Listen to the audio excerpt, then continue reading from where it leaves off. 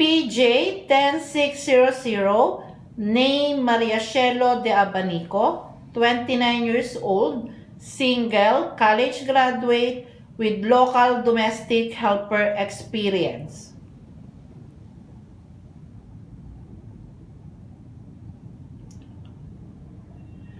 Okay, Miss Abanico, would you please tell something about yourself? I am Cielo Deabanico, 29 years old, single, currently residing at Zone 2, Barangay Maglibay, Sulat, Eastern Samar. My parents are Marcelo and Jusen Deabanico. I have one brother and two sisters. Can you please say something regarding your experience working under the family of Victoriano Vianzon of Quezon City? I've worked at Victorino Vianzon's residence from November 2009 to November 2011.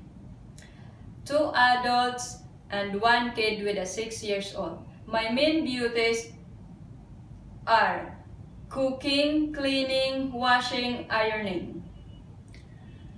What makes you decide to go to Hong Kong? I've decided to go to Hong Kong to earn money for my beauty future, and I want also to learn their traditions and cultures. That's all. Do you have any experience taking care of a newly born baby? Yes, ma'am. Can you please say something regarding your experience taking care of a newly born child? Changing diaper, bathing, feeding.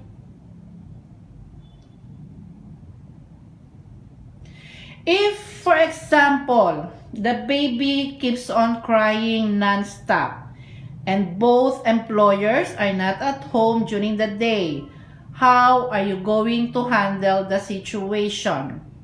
I will change the diaper, maybe it's full of pee or poo. I will feed him, maybe he's hungry. I will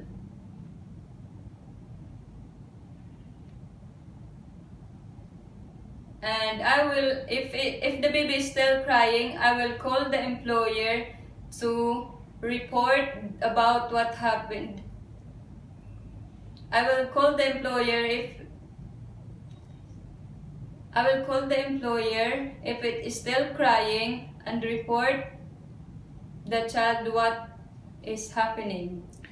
If in case there is an emergency going on and it's only you and the kids, what are you going to do? First, don't panic.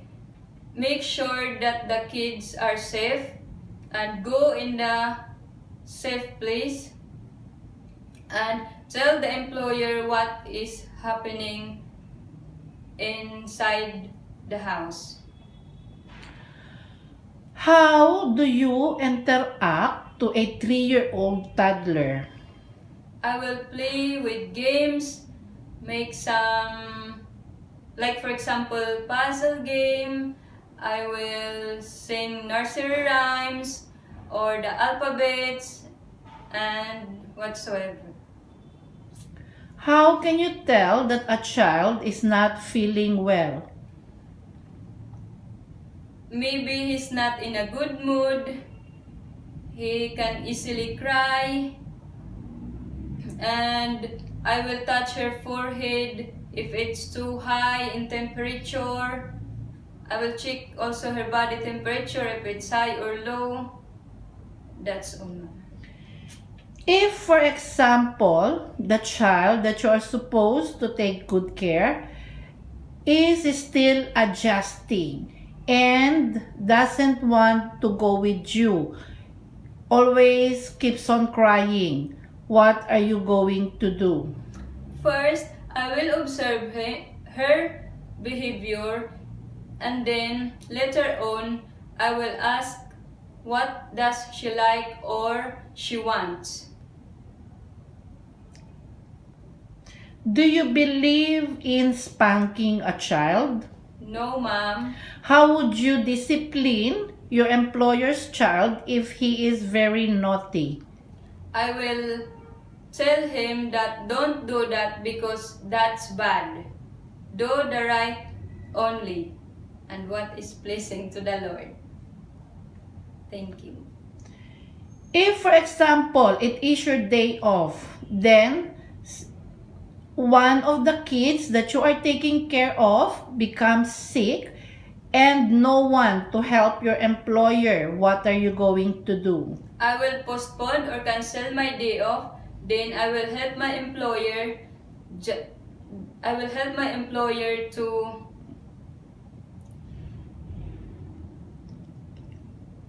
What is your strength in being a domestic helper? I am trustworthy, honest, obedient. If the employer would ask you if you could please clean their car, are you willing to accept the job offer? Yes, ma'am. Are you afraid of pets? No, ma'am. Would you consider taking care of pets also? Yes, ma'am. Are you willing to have your day off set by the employer? Yes, ma'am. Why do you think that employers should hire you as their domestic helper? Because I am honest and hard-working person. Do you know any nursery rhyme? Yes, ma'am. Okay, can you please show what nursery rhyme do you know? My toes, my knees, my shoulder, my head. My toes, my knees, my shoulder, my head. My toes, my knees, my shoulder, my head. We can clap together. Do you know one more? Yes, ma'am. Okay. Baby shark, toot toot toot toot. Baby shark, toot toot toot toot. Baby shark. Mommy shark, toot toot toot toot. Mommy shark, toot toot toot toot. Mommy shark.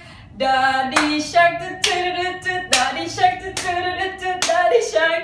Daddy shark. If one of the employers would give you the chance to be employed, what is your message to your future employer? Thank you for accepting me as your employee, and I promise I will do everything just to make you proud. Thank you.